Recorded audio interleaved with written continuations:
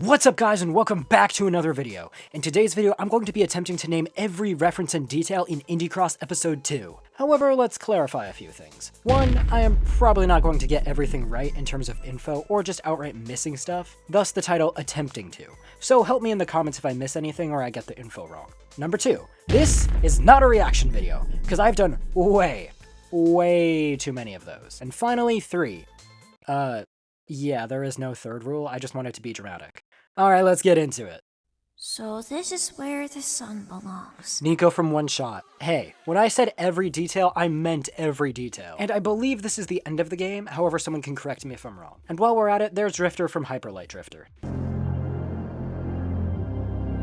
Step aside, young lady. That evil machine is dangerous. Alright, let's get these characters out of the way. We got Shovel Knight from, well, Shovel Knight. We got Cuphead from... Oh, wow. Hold up. A lot of the main characters are just named after their games, aren't they? Okay, we got Cuphead from Cuphead, Madeline from Celeste, the Knight from Hollow Knight, or his nickname, Ghost. Step aside and we'll handle this. Shovel Knight ability. Okay, look, I have never played a Shovel Knight game, but I know some of the abilities he has. This is one of them. Madeline Dash from Celeste. She dashes in the game. One of Cuphead's shots, I'm just gonna say it right now, I'm not gonna name every single shot that Cuphead uses, but this is one of the many shots that Cuphead uses in the episode, and he uses a ton, by the way, he uses a ton.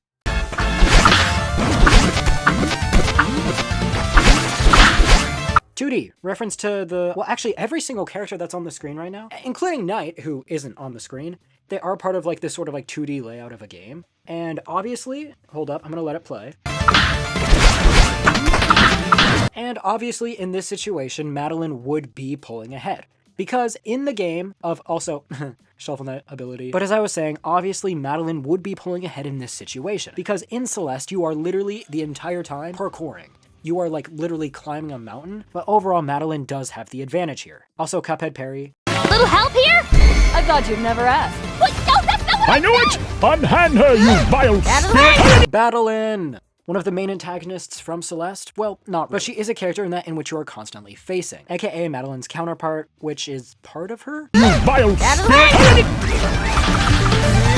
If you listen closely, you can actually hear Celeste vibes slowly rising up in the OST. I'll play it again for you guys so you notice it. You vile spirit!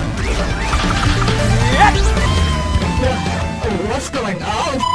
This one is probably a bit of a stretch, but in the Murder Drones vs. Hell of a Boss video that MORO did make, there is a scene where Uzi does also pull this same thing of auto-censoring herself. Shovel Knight item!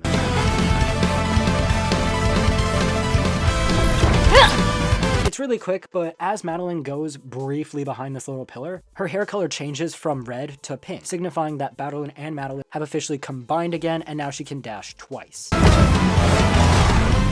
Hollow Knight ability? I don't remember the name of it. No! Okay, like I said in the intro, there is definitely stuff in this I'm not going to remember or know. So yeah, drop it in the comments. This, I know this is one of the Knight's abilities. I do not remember what it is though. Cuphead used his super, and Shovel Knight followed it up with his gauntlets. For a brief moment, right before Knight does this whole like spike thing, this symbol flashes in front of him. This is the Thorns of Agony, a charm that you can actually find in Hollow Knight. Shovel Knight wand. Just dump me and carry on with the fisticuffs. You didn't fuss the first time I kissed the floor. By the honor of the code, I won't abandon a friend. Shoulder to shoulder, we face our destiny. Let's all take a breather for a second, okay? I understand our encounter was less than pleasant, but I think the little robot can clarify everything now that it's active again, right? Yeah, all of their UIs are present when we see the POV of the little robot. Also in the top left, we can see all of the pixel art of the characters. Alright, so this next scene has Cuphead going through a bunch of different universes, so we're just gonna name them when they go by. Choo Choo Charles, Terraria, Hello Neighbor, my personal favorite, Henry Stickmin, and Ultra Kill with the original voice actor of Gabriel. Get back here, you impudent fool! It's a power source, but also a tool if used correctly. If a portal fails to form near an anomaly, it could cause their abilities to realize any doable feat from their respective realm. Nightmare forms mentioned. Also, we got Nightmare Shovel Knight and Nightmare Devil from Cuphead. Also, don't think I don't see you, Devil. You cramping on Nightmare Bendy's style. I see you. Can't you just open another one? We saw you do it before you went all... Windows opening sound effect. What? Celeste sound effect. Frisk from Undertale spotted. And they're in Five Nights at Freddy's.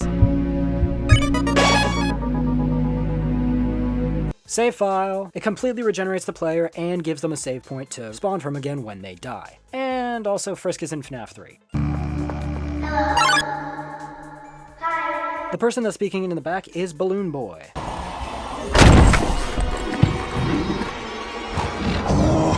Oh hey look, it's Springtrap, aka William Afton, aka Purple Guy, aka...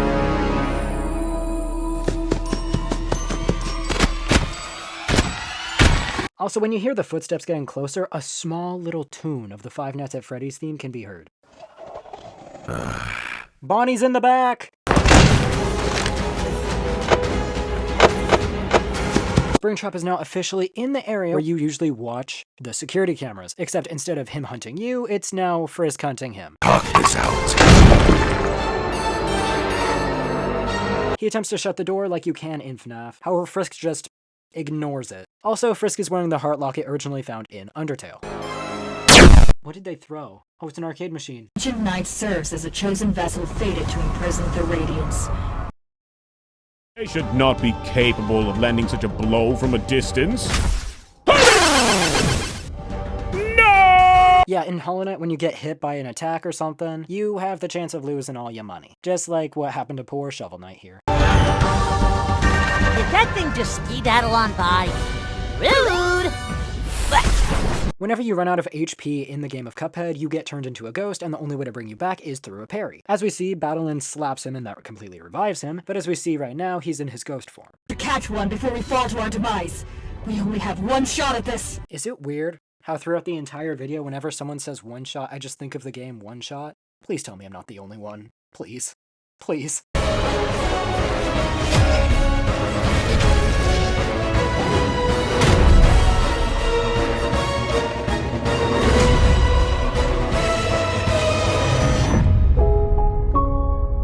Madeline uses her Golden Feather ability, which grants Madeline the ability to fly, but not for long.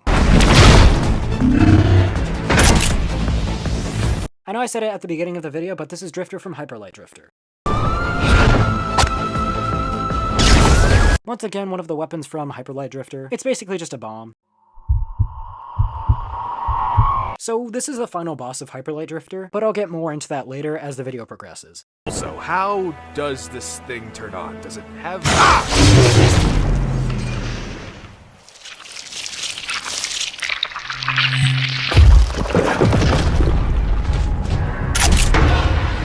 The Beheaded from Dead Cells My Goat? This is one of the highlights of the episode for me. They did this character so well. Really quick spoilers, he's technically immortal so he can't die. The only way for him to get his body back is to get another dead body. Thus, when he went into the robot, it just automatically spawned his body back. At least let me have this thing. Knocks these guys in one shot. Oof, you got the malaise too? No? The malaise in the Dead Cells universe is an infection that spread throughout the universe and basically turned everyone into zombies. That is actually exactly what happened. This is also another little side note. If you do want a more detailed explanation of it, you can go to the original video, which I would highly recommend doing, by the way. Shout out to MORO.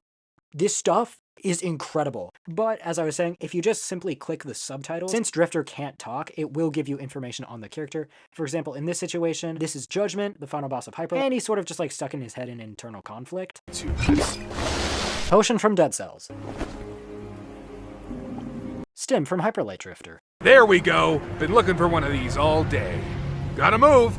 See ya, peasant with a terminal disease. Make your days count, I guess. Okay, he does this multiple times in the video. Whenever he calls Drifter peasant, it's a reference to the fact that, okay, again, spoilers, the Beheaded is in fact the king of the infected kingdom. And also, it's just the fact that he's an asshole and calls everyone peasant, which is actually one of the key things I like about him.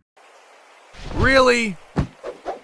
Come on, peasant, let's kick his ass. Oh my god, that's amazing. Frying pan, frying pan, frying pan. And if I'm remembering correctly, it's actually one of the more broken weapons of the game, too.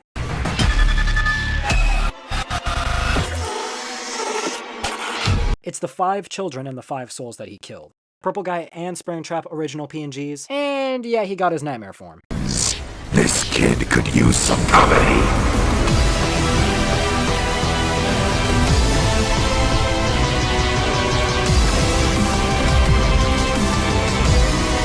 Okay, literally every single Five Nights at Freddy's character shows up, so, yeah, that happened. It is worth noting that literally every single Five Nights at Freddy's character shows up, and they're all being controlled by William Afton, hence the purple eyes. Undertale sound effect. Foxy jump scare sound effect.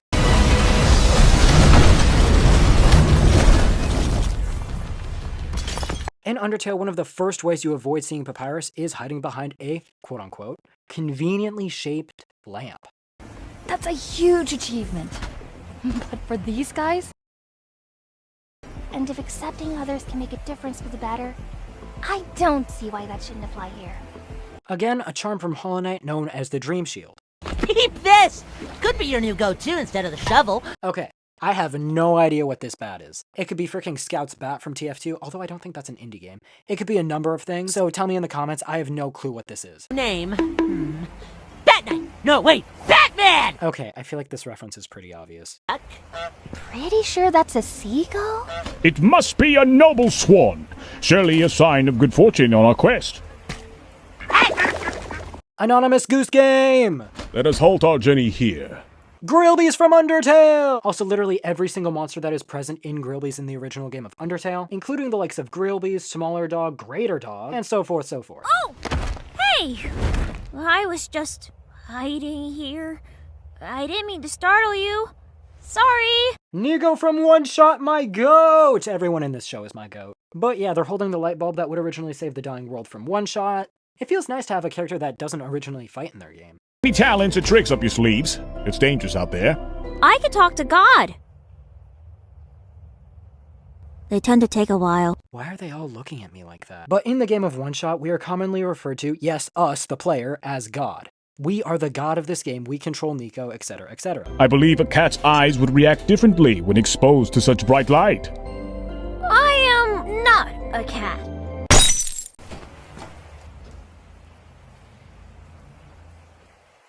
Tetris spotted! Pac-Man! Oh, thank God that was weird. You gotta be kidding. Come here, you little.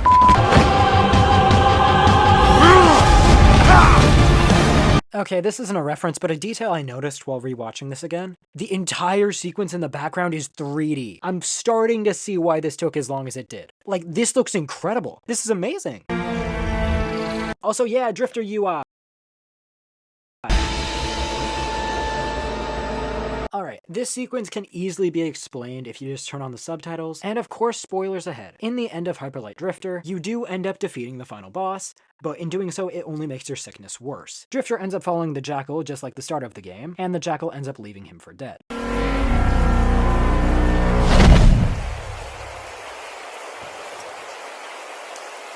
damn it.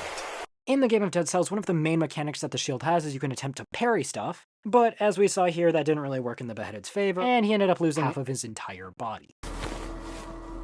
Gregory, is that you? Glamrock Freddy spotted! But yeah, one of the main sequences that my friend pointed out in one of the reaction videos, but Glamrock Freddy actually says voice lines from the original game. Like, it's not the original voice actor, but he does say lines from the game.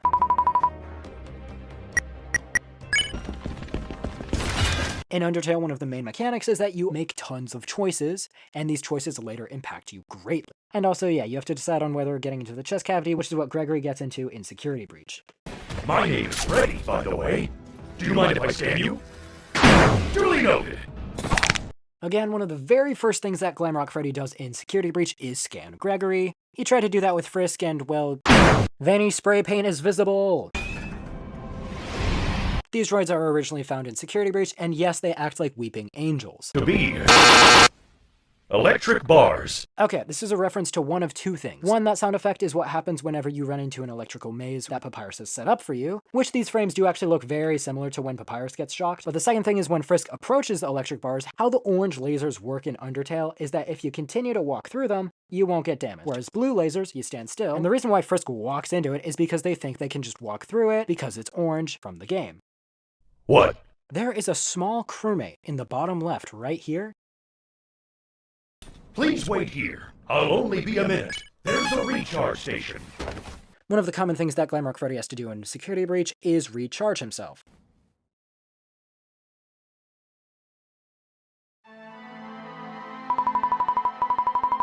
Princess Quest! If you know, you know. Hey, blue guy. What are you buying? Oh boy, we got a lot to cover here. Okay. To start off, this is Chester, a guy who you can commonly encounter through the Shovel Knight games. And as you can see, this is a skull from Dead Cells. This is the teleporter from Henry Stickmin, who I would actually personally love to see show up in Indie Cross. We got the annoying dog from Undertale. Guys, what is this? Please help me. I don't know what this is. And then, I believe this is the sword from Hades. Don't worry, folks. It's on me tonight. Sorry, whimsical talking flask, but a coin ain't enough. I think I can pay for that. Although, it's very hell for price, don't you think? What is this? Some kind of circus invitation? I don't deal in metal scrap. Sorry, little buddy. Got anything, Shovel? Aye, certainly. A ton of the common currency through each game is Cuphead uses coin. In the game Celeste and also just in real life, Mount Celeste is located in Canada, thus the currency. And also why the currency that the Knight uses is useless because yes, in the game you do basically just collect metal scrap, and while the amount that Knight presents is like a ton, here it's pretty much useless. Though it's been through some tough fights. Got cut in half once in a clash with, My, that's a fine weapon you've got there, but I reckon you should hold on to it. I am not worthy of such a piece. Keep it and swing it with pride, little friend. Okay, man, I don't know why, but this scene really f***ed me up. Okay, listen. I didn't realize at first, but Knight is literally offering his nail to Shovel Knight. I thought he was just like standing there at first. No, he's offering his weapon. He is willing to just box straight out and sacrifice his weapon to give to Shovel Knight. Whoever in the Hollow Knight universe just thinks that Knight, aka Ghost, is just a vessel, who in your right mind are you? He has a personality. He is the GOAT. He's even out here doing the sacrifice play, which I'll get into later. And Shovel Knight is just humble. What the heck is happening? I love this series. This is amazing. Oh my god. Why are they... Okay, I'm better now. Let's get back to finding these references. She's, a part of me? My pragmatic side, I guess. Okay, I actually made a short talking about this, but as we can see, Madeline is the only one with a difference in their pancakes, thus being the strawberries, because in the game Celeste you do collect strawberries as the main collectible. I get it. I've got Mugman. We've stirred up trouble in more dicey joints than I can count. Mugman mentioned. Just like my other friend, Chalice. She's like you, except the creepy face. Chalice mentioned. Oh my god, wow, there are so many characters I forgot about. Cuphead is holding his head because, again, Toon Force logic. Shield Knight spotted! Steady yourself, Shovel Knight. You must remain the symbol of hope to these young people. These struggles are yours alone to endure, for their minds must remain unburdened by your sorrow. Knight uses the Dream Nail in this sequence, which basically just lets him read minds of others, but that's why we can actually hear Shovel Knight's thoughts in this scene.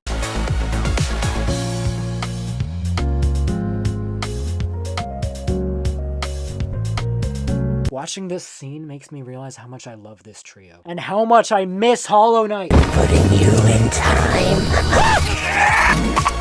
In Security Breach, one of the main foes you encounter is Sun and Moon. Moon, in this case, the only way to actually switch him to Sun is to turn on the lights. And it worked like a charm. I mean, it didn't turn them into Sun, and they're permanently stuck in the Peter Griffin death pose, but hey, it worked.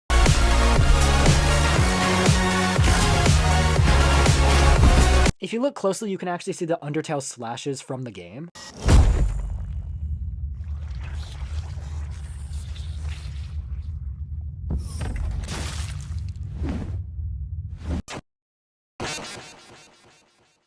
Yep, Frisk got spring-locked. Well, not spring-locked, but they got crushed. And it has the original broken heart sound effect.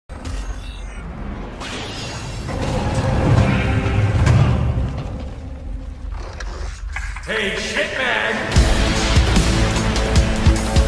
You should look up more often. I know this is a weapon from Dead Cells. I don't remember what the name of it is. Someone in the comments can tell me. Oh yeah, I forgot to mention early on, but yeah, Drifter does have a gun in the game too. Bear traps! I know they're called bear traps because, well, that's what they are. But yeah, these are the exact same weapons from Dead Cells.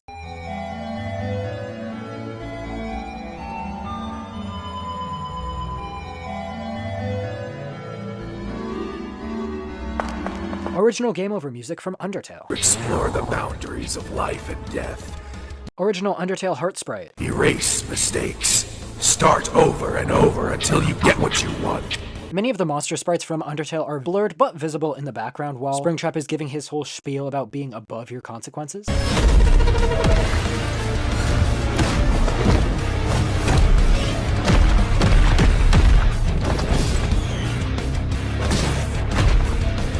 Am I weird for thinking that this entire scene reminds me of like an anime or something? Like, look at the poses this man is in! Also, yeah, ball pit from Into the Pit. But once again, there is a reference to the conveniently shaped lamp from Undertale, along with, if you listen closely in the background, you can hear the music slowly shift to a sort of Undertale tone. That's a reference to when you fall down in the ruins in Undertale, and it sort of does the exact same sound effect, and I'm pretty sure the exact same animation of Frisk doing this like little turn thing. This is a reference to the Undertale battle box system from Undertale. As you can see below, you got the fight, the act, the item, and the mercy option. And what I find interesting about this last scene is that it seems that Springtrap is in fact getting burned out, similar to the Nightmare Sans versus Nightmare Bendy video. I always Springtrap's iconic line in the game is, "I always come back," and obviously he tries to say it here, but he can't finish it because, well, he did. Once again in this scene, I would like to point out, and yeah, I'm just gonna have it play in the background for a bit, the music slowly shifts when every single character gets their moment.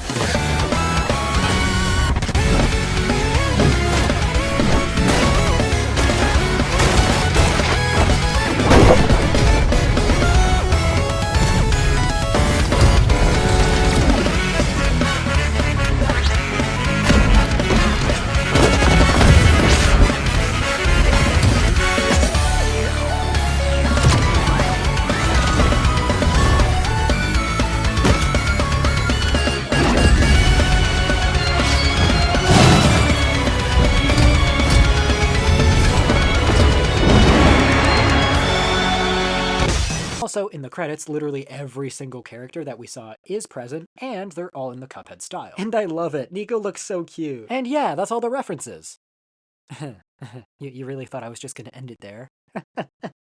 Oh, buddy, there's a post-credit scene.